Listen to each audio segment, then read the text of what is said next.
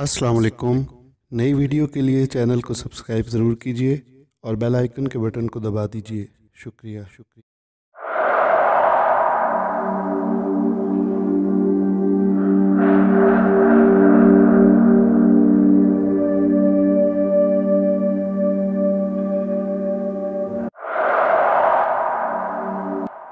तो क्या ये हकीकत है कि सबसे पहले जिन्नात का साया आपके वालिद पर था? मैंने ज़रताश से पहला सवाल पूछा। ज़रताश ने मायने खेस अंदाज में चंद लम्हों के लिए दाएं फिर बाएं देखा और इसके बाद मेरी तरफ देखे बिना ही जवाब दिया, जी। मैं इस वक्त 8 साल की थी जब मुझे ये महसूस होना शुरू हुआ कि अब्बू के साथ कुछ मसला चल रहा है। तो आपको ये कब कन्फर्म हुआ कि ये मसला असल में जिन्नात है? मैंने पूछा।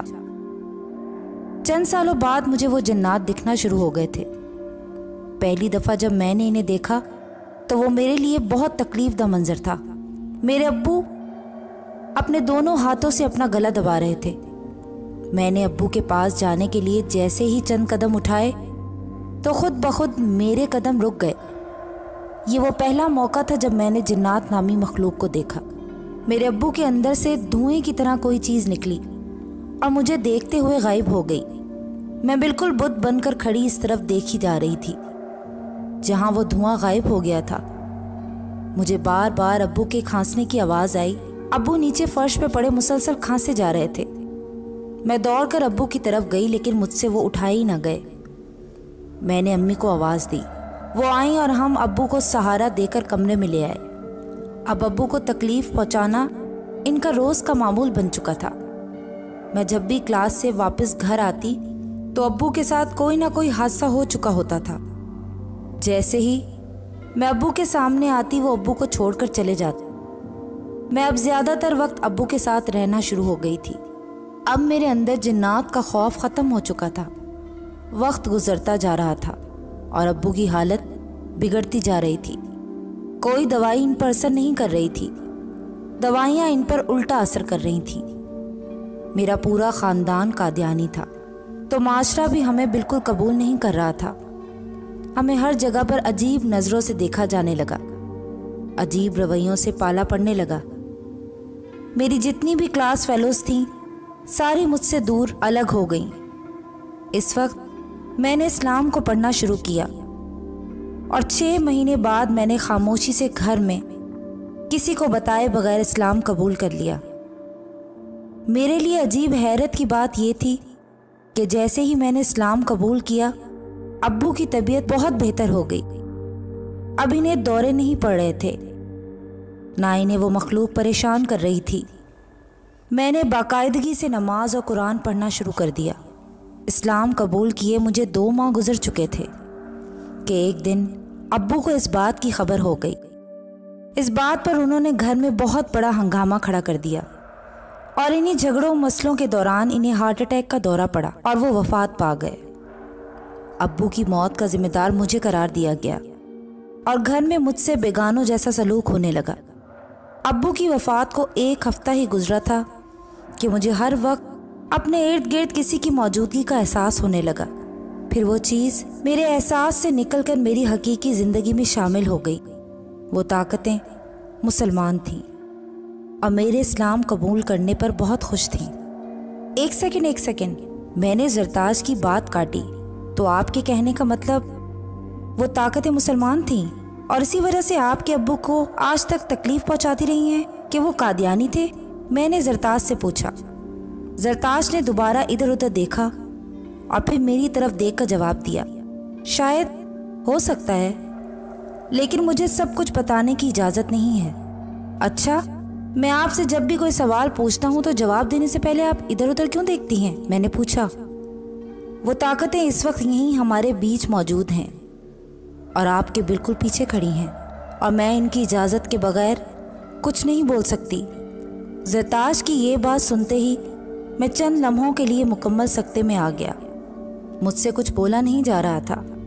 मुझे ऐसा महसूस हो रहा था जैसे अभी यहाँ मेरी लाश पड़ी होगी। मैंने हिम्मत जुटाकर बोलने की कोशिश की।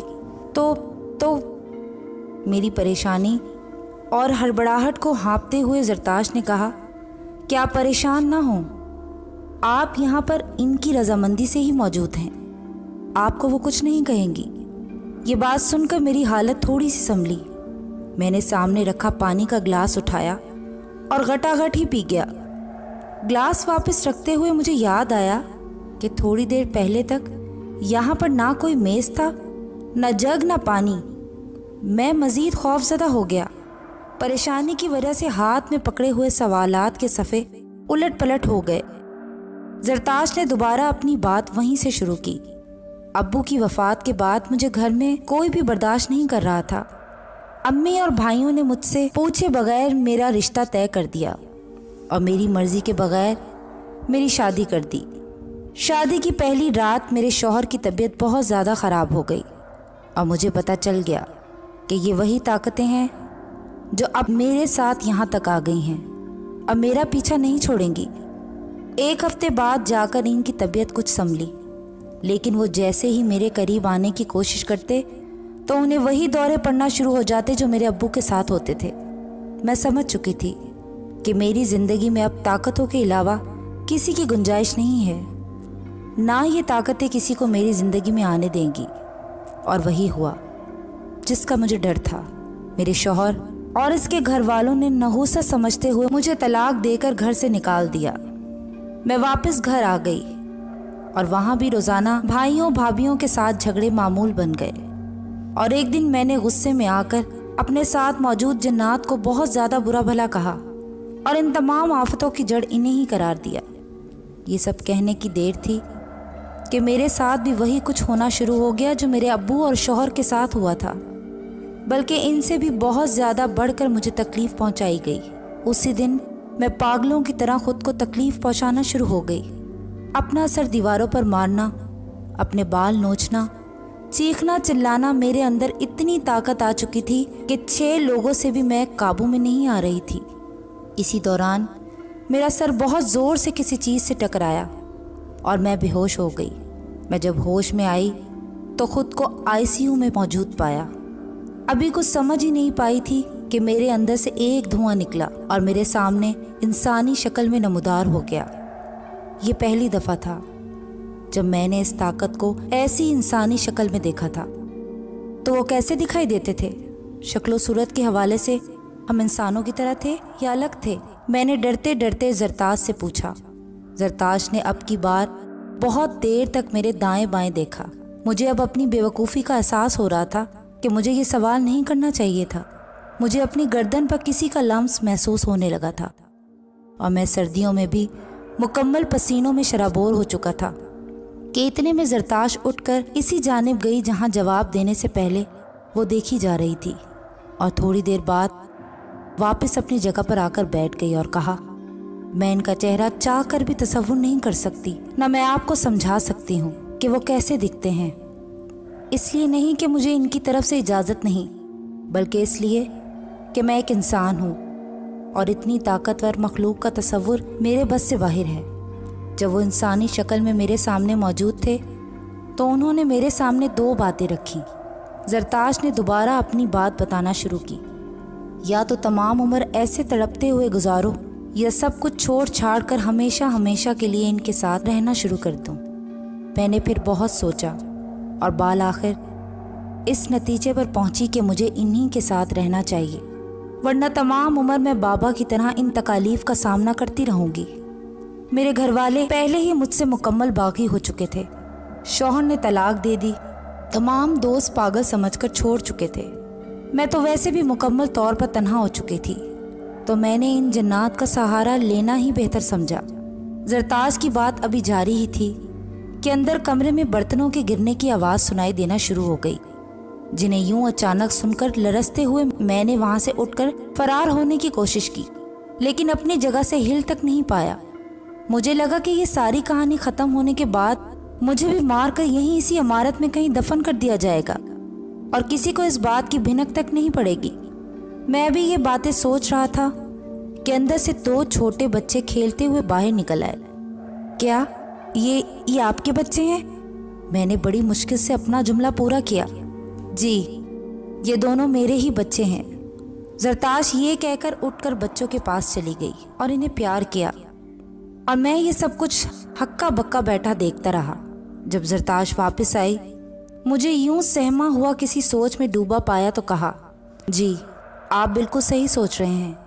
ये बच्चे इसी ताकत के हैं जिसने मुझे आईसीयू में 2 बातों में से एक चुनने का कहा था। अब मुझसे ये सब कुछ बर्दाश्त नहीं हो रहा था। मैंने दोबारा उठने की कोशिश की ताकि उठकर यहाँ से भाग पड़ूं, लेकिन बेसुध। मुझसे अपना हाथ तक कुर्सी से ना उठाया गया। जब तक ये कहानी मुकम्मल नहीं हो जाती आप कहीं नहीं जा सकते, सरताज ने कहा। मैंने एक नज़र बच्चों की तरफ देखा तो मेरा खौफ अपनी आखिरी हदों को छू रहा था। बच्चे खेलते खेलते कमरे की दीवार पर ऐसे चढ़कर दौड़ रहे थे जैसे हम नॉर्मल ज़मीन पर चलते हैं।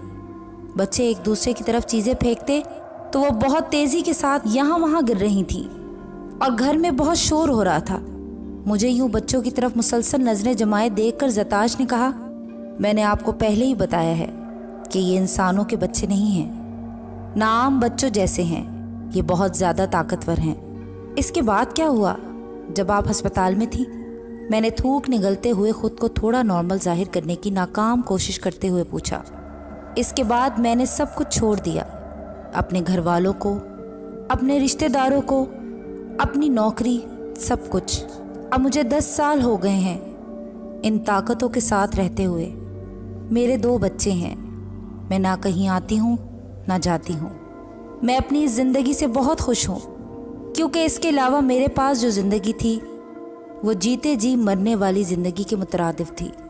अब मुझे यहाँ किसी चीज़ की कमी नहीं है और मेरी तमाम तर ज़रूरियात पूरी हो रही हैं। इन 10 सालों में आप कभी अपने घर नहीं गई, या कोई आपका हमसाया आपके घर नहीं आया, या आप किसी ज़रूरत के पेश नज़र बाहर निकली हों?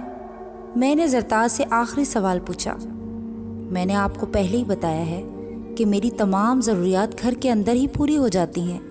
अपने घर दोबारा कभी नहीं गई और घर वालों को शायद यही लगता है कि मैं मर चुकी हूँ, क्योंकि आईसीयू से ही गायब होकर मुझे सीधा यहीं लाया गया था। और बाकी रही हमसायों वाली बात, तो जब आप घर से बाहर निकलेंगे तो 10 कदम चलने के बाद पीछे मुड़कर देखिएगा, आपको इस बात का जवाब भी मिल जाएगा। घर से निकलने से पहले जरताश ने मुझे दोबारा बहुत मायनेखेज अंदाज में कहा, ये कहानी आप अपने रिस्क पर लिखिएगा। खुद पर मुकम्मल खौफ तारी किए गए घर से बाहर निकला। पूरे 10 कदम के बाद मैंने पसीना पोंछते हुए खौफ के मारे पीछे मुड़कर देखा तो चंद लम्हों के लिए मैं बुत बन गया। ऐसा महसूस हुआ जैसे सांस भी नहीं लिया जा रहा। अभी मैं जिस घर के अंदर से कई घंटे रहने के बाद आ रहा था, वो घर यहाँ मौजूद ही नहीं था। बस छोटे पत्थरों और लकड़ियों से भरा एक ज़मीन का टुकड़ा था जहाँ चंद परिंदे बैठे चहचहा रहे थे।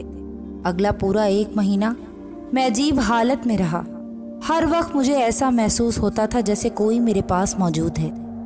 इसी डर की वजह से रातों को सोना छोड़ दिया था कि कहीं नींद के अंदर मुझे वो ताकतें ख़त्म न कर डालें। बड़ी मुश्किल से थोड़ा सा संभला तो इसके बाद जब भी ये कहानी लिखने बैठता तो जरताज की वो बात याद आ जाती, ये कहानी आप अपने रिस्क पर लिखिएगा। मुझे अब तक जरताज की बात समझ नहीं आई कि इजाज़त देकर उसने ये बात क्यों कही थी। दोस्तों, आज की कहानी आपको कैसी लगी हमें कमेंट्स में ज़रूर बताइएगा। कहानी पसंद आने की सूरत में वीडियो को लाइक और शेयर लाजमी कीजिएगा और हमारे चैनल डर की दुनिया को ज़रूर सब्सक्राइब कीजिएगा। नेक्स्ट वीडियो तक के लिए इजाज़त दीजिए। अल्लाह हाफ़िज़।